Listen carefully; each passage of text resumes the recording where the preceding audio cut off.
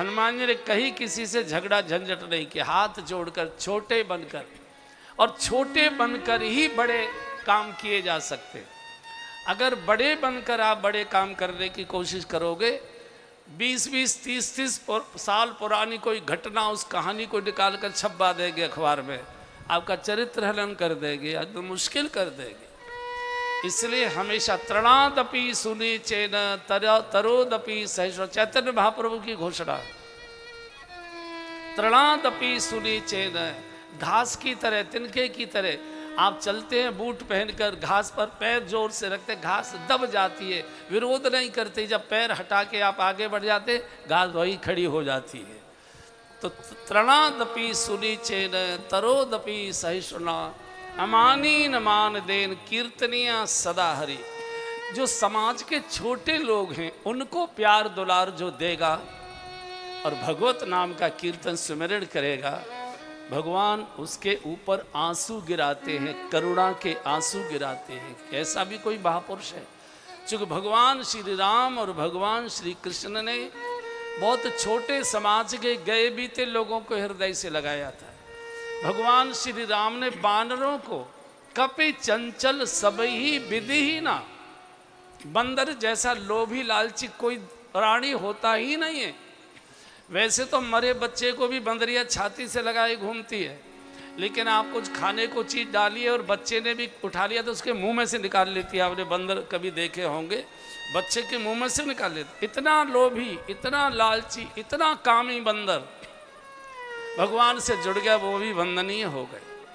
तो भगवान ने उनको भी अपने सिर पर बिठा लिया। कपि तरुतर प्रभु तरुतर कपि डार पर, भगवान पेड़ के नीचे बैठे हैं, बंदर ऊपर ऊपर उछल कूद करता, बंदर कभी चुप नहीं बैठता, इस डाली से इस डाली पर, इस डाली से इस डाली पर, इस डाली से इस डाली पर, और शू भी ऊपर से ही कर देते हैं।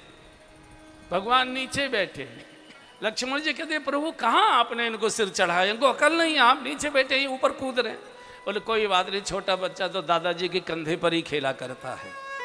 जो छोटा बच्चा होता है वो दादाजी के कंधे पर ही खेला करता है। और ये देखे ना, इतनी लंबी लंबी पूंछ लटका देते हैं, आपके ऊपर आ रही है। तो भगवान ने कहा लखन नाराज होने की तेरा बड़ा स्वभाव हो, नाराज मत हो, ये मेरे ऊपर ममता को अर्पित कर रहे। कपकई ममता पूछ पर, बंदर की ममता पूछ होती है, और भगवान कहते सबके ममता तागे बटोरी, सबके ममता तागे बटोरी, मम पद मन ही बाधे भरे डोरी, मम पद मन ही बाधे भरे डोरी। भगवान कहते अपने हृदय की ममता मेरे ऊपर अर्पित कर दे, तू चिंता मत कर, बैठ मेरे सिर पर। ऐसे सरल स्वभाव के भगवान श्री राम, अस स्वभाव कहूँ सुनहु न देखो। काकभूषण जी गरुड़ जी से कहते थे, गरुड़ जी मैं समस्त लोकों में घूमा, मैंने सारे देवी देवता ऋषि मुनि बड़े बड़े सब लोग देखे, लेकिन राम जैसे सरल स्वभाव का कोई प्राणी मैंने देखा नहीं। अस स्वभाव कहूँ सुनहु न देखो, कहूँ खगेश रघुपति समलेख। इतना सरल, जो दुश्मन का भी हित चाहते, जो दुश्मन का भी अहित नहीं चाहते, और हम अपने छोटे भाई का भी हित नहीं चाहते। क्या विचित्र बात है। भगवान ने जब भेजा है अंगद को, अंगद ने पूछा कि मैं क्या बात करूं, बोले ऐसी बात करना कि काज हमार तास हित होई, रिपुसन करे बतकही सोई। वो मेरा दुश्मन है, मुझसे दुश्मनी मानता है, लेकिन ऐसी बात करना कि हमारा भी काम हो जाए और उसका भी कोई अहित न हो। ये भगवान श्री राम है, कोई दूसरा देवता ऐसा नहीं। तो कल हनुमान जी लंका में प्रवेश कर गए थे। लंकिनी कहा था, जब लंकिनी को समझ में आ गया, बुद्धि का विकार शांत हो गया, संत की फटकार खाकर मुक्का मारा, माने संत ने फटकार लगाई, तू कहती है कि मैं चोरों को खाती हूँ, बड़ी सिद्धांतवादी बनती है। और अगर तेरा सिद्धांत चोरों को खाना है तो दुनिया का सबसे बड़ा चोर रावण जो मेरी माँ तक को चुरा लाया है, उसकी तो तू रक्षा कर रही है, रखवाली कर रही है। और जो चोरी का पता लगाने के लिए एक साधु आया है, उसे तू चोर कहती है। तेरी बुद्धि बिगड़ी है क्या? और बुद्धि खोपड़ी में यही रहती है। और संत का मुक्का लगा, माने संत कभी कभी कड़ी भाषा बोलते हैं, वो एक प्रकार का मुक्का ही होता है। हमारे दोष दुर्गुणों को दूर कराने के लिए कभी कभी साधु लोग कड़ी भाषा बोलते हैं, वो उनका मुक्का ही है, वो उनका प्रहार ही है, वो शब्दों का प्रहार करते हैं। और जैसे ही बुद्धि ठीक हुई, सम हुई, आशीर्वाद देने लगे हनुमान जी। ओ प्रभृषि नगर की जय सब काजा, हृदय राखी कौशलपुर राजा। राम सिया राम, सिया राम, जय जय राम। राम सिया राम, सिया राम, जय जय राम। हाँ जी प्रभृषि नगर जय सब काजा,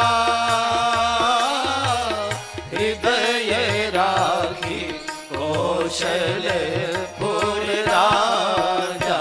राम सिया राम, सिया राम, परिणाम क्या होगा? राम सिया राम, सिया राम, जय जय राम।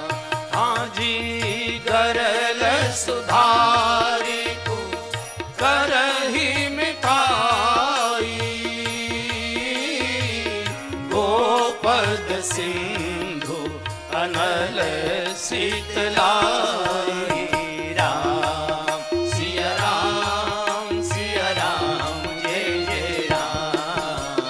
राम सिया राम, सिया राम, जय जय राम। भगवान को हृदय में धारण कर हनुमान जी प्रवेश करिए। प्रवेश नगर कीजय सब काजा, हृदय राख कौशलपुर राजा। भगवान को हृदय में रखिए, शरीर को संसार में दे दीजिए। जो भी करना है नंबर 1, नंबर 2, नंबर 3 और आगे का हो तो वो भी कोई दिक्कत नहीं है, करो, लेकिन हृदय में भगवान चाहिए। हृदय राख कौशलपुर राजा। जैसे ही अंदर प्रवेश के, ओहो हनुमान जी तो दंग रह गई देखकर, पूरी लंका सोने की और वो भी मंदिर ही मंदिर। हनुमान जी सोच रहे कि ये क्या लीला हो रही है, इतने मंदिर तो मैंने अयोध्या में भी नहीं देखे। ओहो यहाँ गलतफहमी हो गई भगवान को, ये तो मंदिरों का शहर है, ये भक्ति महारानी का अपहरण कैसे कोई करके लाएगा? भक्ति महारानी की तो उपासना हो रही होगी। तो मंदिरों में प्रवेश करके शोध करने लगे, अनुसंधान करने लगे। मंदिर केवल दूर से देखे नहीं, मंदिरों में प्रवेश करके देख रहे हैं कि भक्ति है कि नहीं, भक्ति है कि नहीं, भक्ति है कि नहीं। मंदिर मंदिर प्रति कर शोधा, मंदिर मंदिर प्रति कर शोधा। देखे जहाँ तहाँ अगणित योधा, देखे जहाँ तहाँ अगणित योधा। गयऊ दशानन मंदिर माही, गयऊ दशानन मंदिर माही। अति विचित्र कही जात सुनाही, अति विचित्र कही जात सुनाही। शयन किए देखा कभी तेरी, शयन किए देखा कभी तेरी। मंदिर महन दीखी बैठी, मंदिर महन दीदी वेदी। एक एक मंदिर में शोध कर रहे हैं हनुमान जी, अनुसंधान कर रहे हैं। कहीं भक्ति है, कहीं विचारों की आचरण की शुद्धि है, कहीं नहीं दिखाई दिया। मंदिर महन दीख वे देहि, क्या दिखाई दिया? हनुमान जी की आंख बंद हो गई। गयऊ दशानन मंदिर मां, जब रावण के विशाल मंदिर में हनुमान जी ने प्रवेश किया, हनुमान जी की आंख बंद हो गई। बाल ब्रह्मचारी हनुमान, इतना बीभत्स दृश्य देखकर हनुमान जी के नेत्र बंद हो गए। राक्षस विकृत इस अवस्था में राक्षस राक्षसियां पड़े हुए, मदिरा के कुंड फूटे पड़े, चारों ओर मदिरा की दुर्गंध आ रही है, राक्षसियों के मुंह से झाग निकल रहे मदिरा के। हनुमान जी देख रहे, रे राम राम, इस पाप के वातावरण में मेरी माँ तो नहीं रह सकती। शायद कल मैंने संकेत दिया था, अगर हनुमान जी दिन के उजाले में लंका में चले गए होते तो रावण से हनुमान जी की मित्रता हो गई होती और हनुमान जी का झगड़ा भगवान से आकर हो गया होता। भगवान आपको गलतफहमी है, रावण इतना बड़ा धर्मात्मा है और आपका इतना बड़ा भक्त है, वो ऐसे कैसे करेगा कि जगन माता का अपहरण करके ले जाएगा। लेकिन हनुमान जी जानते हैं कि मनुष्य की असलियत तो एकांत में और अंधेरे में ही देखी जाती है। जो बहुत अच्छे सुंदर, बड़े सभ्य, बड़े सुसंस्कृत, बड़े चरित्रवान, बड़े शिष्टाचारी दिखाई देते हैं, 8 दिन के लिए गोवा घुमाने ले जाइए, असलियत पता लग जाएगी कैसे है, असलियत पता लग जाएगी। मनुष्य का असली, 4 लोगों में बैठकर तो सब अच्छी बात करते हैं भाई, 10 लोगों में बैठे तो सब अच्छी बात ही करेंगे। मनुष्य का एकांत कैसा है, जब वो अकेले में होता है तो क्या चिंतन करता है, क्या विचार करता है।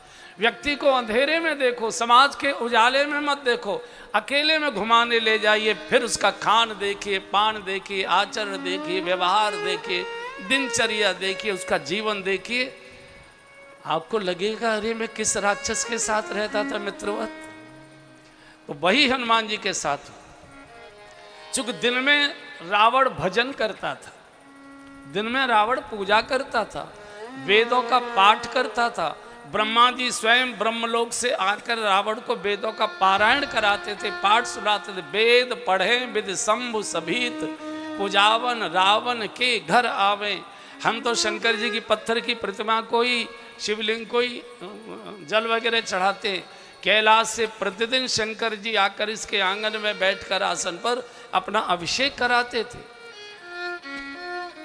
आटा अपने हाथ से मलकर विभीषण की गौशाला में ये रावण लोहा देने जाता था, गायों को आटा खिलाने जाता था। रावण सत्यनारायण की विभीषण कथा कराता था, प्रति पूर्णिमा को कथा सुनने जाता था, पंचामृत पंजीरी का प्रसाद लेता था। दिन का रावण और प्रकार का था, रात्रि का रावण और प्रकार का था। जो दिन के उजाले में बहुत सभ्य सुसंस्कृत दिखाई देते हैं, वो रात के अंधेरे में उतने क्रूप हो जाया करते, क्रूप हो। आजकल तो शादी बराबर दूसरे प्रकार की हो गई है। पहले शादी 2-2, 3-3 दिन की हुआ करती थी। बहुत बड़े बड़े लोगों की असलियत बारात में पता लग जाती थी कि है कैसे, कैसा इनका स्वभाव है, कैसा उनका आचरण। हनुमान जी निकल आए, इतने पाप में मेरी मां नहीं रह सकती।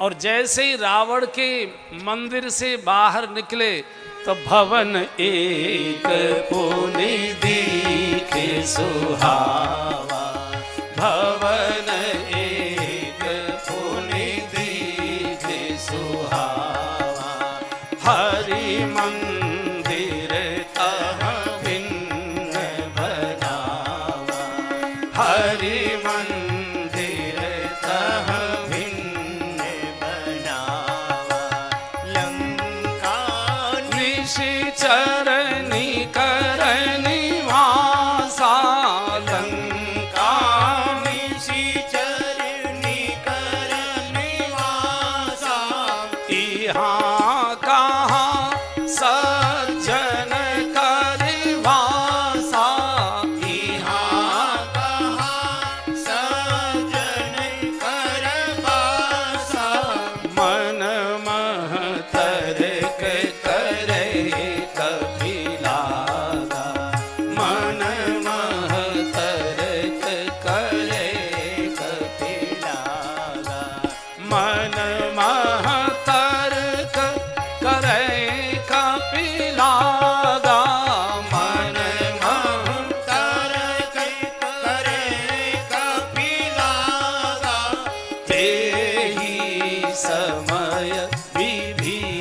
विभीषण जागा, तेहि समय विभीषण जागा। हनुमान जी विभीषण के दरवाजे के बाहर ऐसे खड़े हैं, चिंतातुर मुद्रा में। ये क्या लीला हो रही है? एक और इतना पाप का नग्न नृत्य, बिल्कुल रावण के विभीषण के इसके बराबर में 9 इंची की दीवार से दीवार मिली हुई है, और इतना पाप, विकृत अवस्था में राक्षसनियां राक्षस पड़े हुए हैं, मदिरा की दुर्गंध आ रही है, कुंड के कुंड फूटे औंधे पड़े हुए, इतना पापाचार, और बिल्कुल बगल में दीवार से दीवार मिली हुई। ये कोई भक्त? भगवान लक्ष्मी नारायण का अलग से मंदिर बनाया हुआ है, द्वार पर दीवार पर रामायुध अंकित गृह शोभा वर जाए, तुलसा महारानी के सुंदर सुंदर पौधे, जैसे राजस्थान की तुलसी होती है बढ़िया, माँ का जब श्रृंगार हुआ, इतनी तुलसी मैंने कभी देखी नहीं, और इतनी हरी भरी, इतनी बढ़िया स्वस्थ तुलसी। तो तुलसी जी का पौधा लगा हुआ है, नम तुलसी का वृंदत है। देखो रावण बहुत समझदार होशियार था। एक और रावण का आदेश था, मेघनाथ जय विद होय धर्म निर्मूला, सो सब करो वेद प्रतिकूला। जिस प्रकार धर्म नष्ट होता हो उसको नष्ट करो, वेदों को समाप्त करो, भ्रष्ट करो, मंदिरों के शिखर गिरा दो, मूर्तियां खंडित करके समुद्र में फेंक दो, गौशालाओं में आग लगा दो, स्त्रियों के गर्भ गिरा दो। मुझे कहीं भी धर्म का दर्शन नहीं दिखाई देना चाहिए। जो रावण धर्म को समूल नष्ट करने का संकल्प लिए है और उसके लिए प्रयत्न करा रहा है, वही रावण अपने मकान के बिल्कुल बराबर चुपटा हुआ भगवान का मंदिर बनवाता है। और नीचे पत्थर पड़ा तो शिलान्यास, विभीषण के मंदिर का शिलान्यास रावण ने किया था। उस शिलान्यास के पत्थर लगते हैं ना नीचे, तो इसी का पत्थर लगा हुआ था। जो गौशालाओं में आग लगवा रहा था, वो गौशाला में अपने हाथ से आटा मलकर गायों को लोहा खिलाने जाता था। सत्यनारायण की कथा सुनता था, पंजीरी प्रसाद लेकर आता था। क्यों? रावण इस बात को जानता था कि जब भी गड़बड़ करेगा ये विभीषण ही करेगा, इसलिए इसकी मन की करने देते हैं तो ये मेरा विरोध नहीं करेगा, नहीं तो ये मेरा विरोधी हो जाएगा अगर मैं इसको रोकूंगा टोकूंगा, और मेरे दुश्मन से मिलकर मेरा सत्यानाश करा देगा। आपने देखा होगा, सरकारों में भी आपने अनुभव किए होंगे कि राजस्थान में तो खैर ऐसा नहीं है, लेकिन कई जगह ऐसा होता है कि बुरे से बुरे आदमी को भी पार्टी में ले लिया जाता है, महाभ्रष्ट से भ्रष्ट को, और उसको करने देते जो कुछ भी भ्रष्टाचार करना है, हमारा समर्थन करते रहना, उसको ठंडा बनाए रखते, उसको ठंडा बनाए रखते। तो रावण जानता था कि जब भी विद्रोह करेगा या विभीषण करेगा, इसलिए इसको ठंडा रखो। और विभीषण के मन में कभी रावण के इस अत्याचार का विरोध ही नहीं आया, क्योंकि सत्ता का भूखा था, Z+ मिली हुई थी, मिनिस्टर की बहुत सुविधाएं होती हैं। भाई दुनिया के लिए मेरा भैया बुरा होगा, मेरे लिए तो बहुत ही अच्छा है, मेरी तो गौशाला के लिए भी पैसा देता है, मेरे तो मंदिर में भी आके दर्शन करता है, मुझे पूजा करने की छूट दे रखी है, मेरी तो कथा भी सुनने आता है, मेरा कुछ नहीं बिगाड़ता, मैं काहे को बिगाड़ूं। सारे देश की, सारी सृष्टि की संस्कृति को रावण नष्ट कर रहा था, गौशालाओं को उजाड़ रहा था, मंदिर ढहा रहा था। मेरा मंदिर बनवा दिया, मेरे लिए तो बहुत अच्छा है। मेरी बात का अनर्थ मत लीजिए, हमने देखा तो नहीं, सुना है। चंबल घाटी में पहले बहुत बड़े बड़े डकैत रहते थे, उनके नाम पर फिल्में वगैरह भी बनी थी, उनके नाम पर, नाम तो मुझे नहीं याद, तुमको याद होगा। कौन सी थी? फूलन देवी बनी। फूलन देवी याद, ये तो कल परसों की है। पहले और होते थे बड़े बड़े डकैत, है ना, उनके नाम क्या क्या थे? मलखान सिंह, माधव सिंह, माधव सिंह, मलखान सिंह, हाँ ऐसे ऐसे बड़े बड़े सिंह थे ना, सिंह। तो करते क्या थे, चारों ओर डकैतियां डालते थे, हत्याएं करते थे, लूटपाट करते थे, और कुछ गांव वाले लोग उनको रक्षा करते थे, उनको टिका लेते थे, उनको भोजन करा देते थे, उनकी सुरक्षा करते थे, उनकी चिंता करते थे। क्यों? वो जो डकैत थे, डकैतियाँ तो डाल कर लाते थे, लेकिन जिन गांव में उनको शरण मिलती थी वहाँ कुआं बनवा देते थे, पानी की बड़ी कठिनाई थी, वहाँ मंदिर बनवा देते थे, वहाँ स्कूल बनवा देते थे, गरीब लड़कियों की शादी में भात भर देते थे, उनकी सहायता कर देते थे। तो वही गांव के लोग उन डकैतों की रक्षा कर, भैया दुनिया के लिए डकैत होगा, हमारे लिए तो देवता है। महिलाओं को 2-2 मील तक पानी भरने जाना पड़ता था, अब कुआं गांव में ही होगा। तो इसके कारण से बुरे लोग कई बार अच्छाई में छुपकर जीवित बने रहते हैं।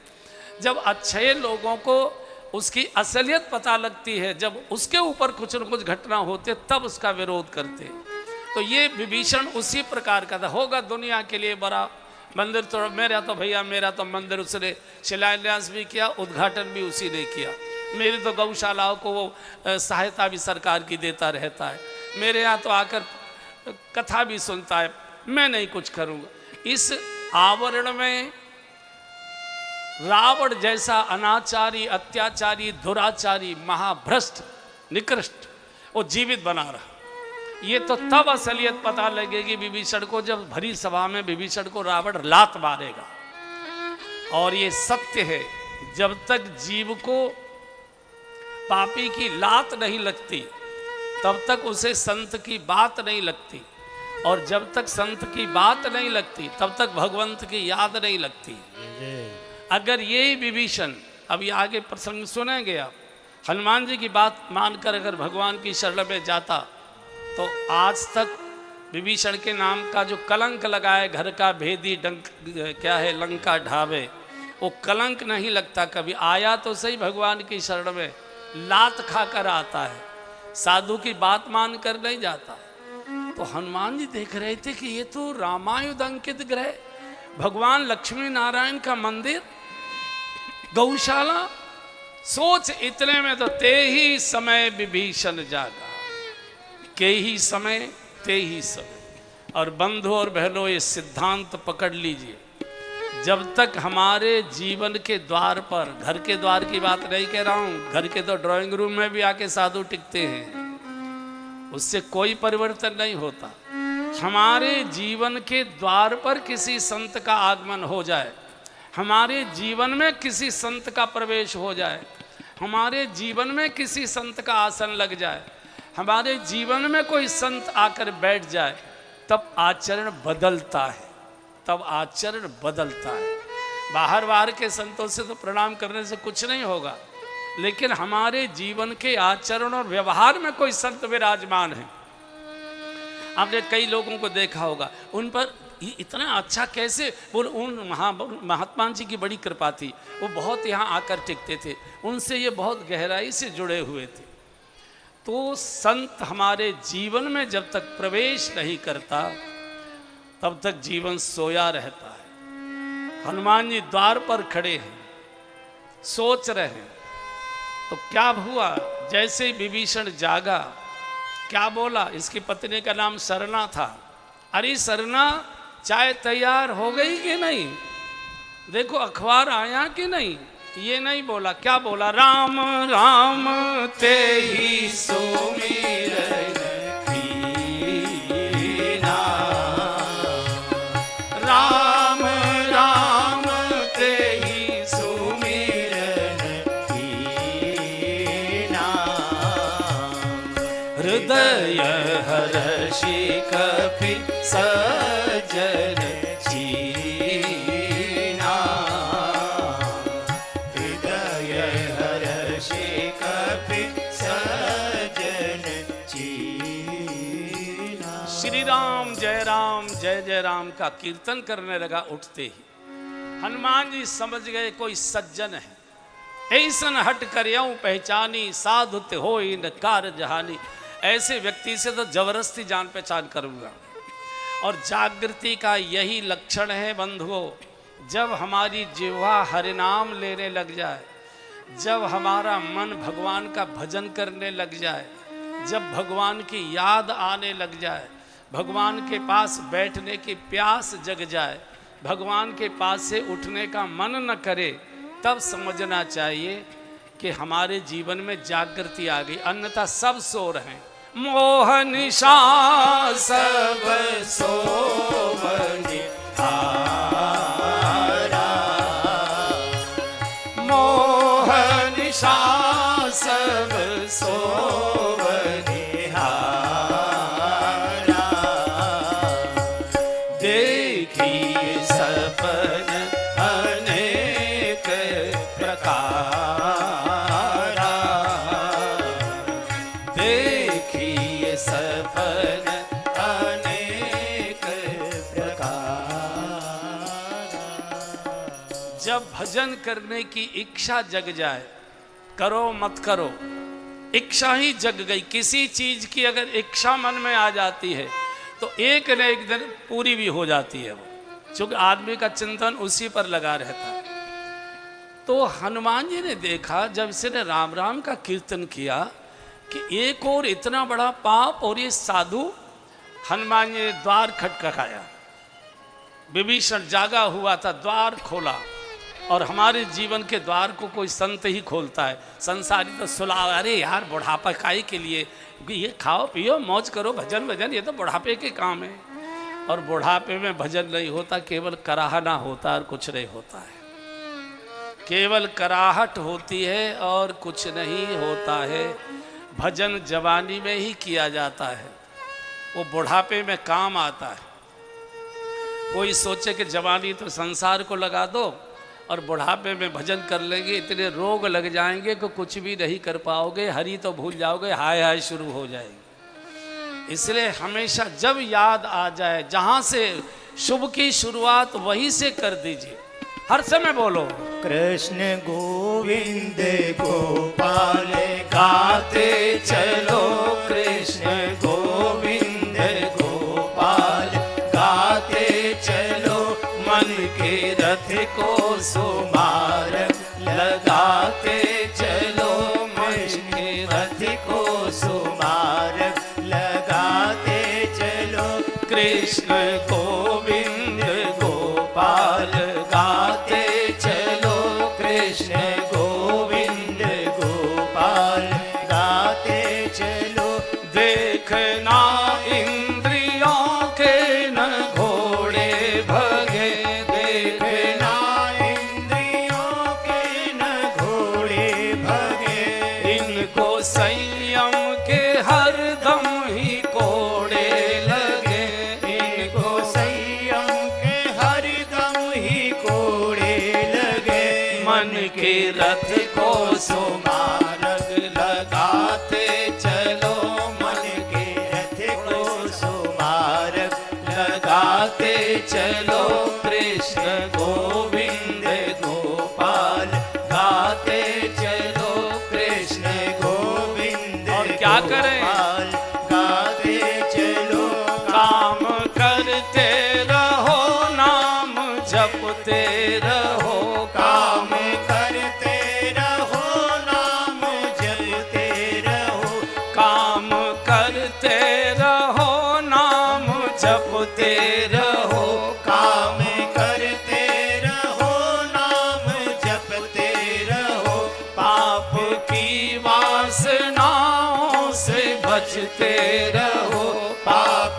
की वासनाओं से बचते रहो, नाम धन का खजाना बढ़ाते चलो, नाम धन का खजाना बढ़ाते चलो, कृष्ण गोविंद गोपाल गाते चलो, कृष्ण गोविंद क्या होगा? गोपाल गाते चलो, याद आएगी प्रभु को कभी ना कभी, याद आएगी प्रभु को कभी ना कभी, याद आएगी प्रभु को कभी ना कभी, याद आएगी प्रभु को कभी ना कभी, कृष्ण दर्शन तो देंगे कभी ना कभी, कृष्ण दर्शन तो देंगे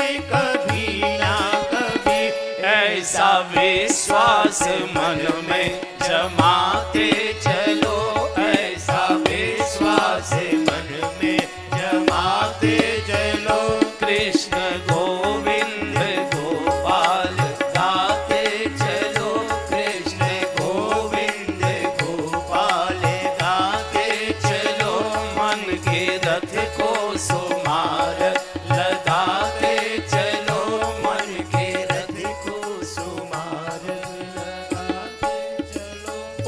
बैठते सोते जागते, अरे फोन मिलाते रहो, कभी तो उठाएगा।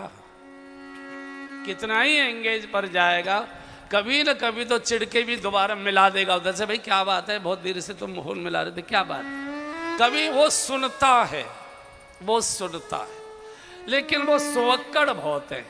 शांताकारम भुजगशयनम, और सोने वाले को तो आवाज देकर ही जगाया जाता है। ये जो कीर्तन कराते हैं, ये आवाज देकर भगवान को जगाने का साधन। विभीषण जागा तो राम राम ते सुमिरन कीरा, हनुमान जी समझ गए कोई न कोई ये साधु है, और साधु ते होए न कारज हानि, मित्रता करूंगा, बुरे लोगों से बहाने बनाकर बच जाइए और संत पुरुषों से बहाने बनाकर जुड़ जाइए। बुरे से बुरा आदमी आ गया, भले ही रिश्तेदार क्यों ना हो, झूठ बोल के अरे रे रे बहुत दिनों में आए, मैं तो याद भी कर रहा था, लेकिन बड़ा मुझे जरूरी काम से जाना है, डॉक्टर का अपॉइंटमेंट है। ये बुरे आदमी से बहाने से हट जाइए, और अच्छे आदमी से बहाने से कोई काम नहीं है। अरे बाबूजी इधर से निकल रहा था तो आपका दर्शन हुआ, मैंने सोचा चलो बाबूजी को प्रणाम कर लेते। अच्छे व्यक्ति के पास बहानों से जाकर बैठ जाइए, और बुरे से बुरे व्यक्ति के पास से बहाने बनाकर उठ जाइए। कोई कलयुग में आसन पर बैठकर भजन करना आसान काम नहीं है, बहुत कठिन है, लेकिन अच्छे लोगों से जुड़े रहोगे तो भजन जैसा स्वभाव हो जाए।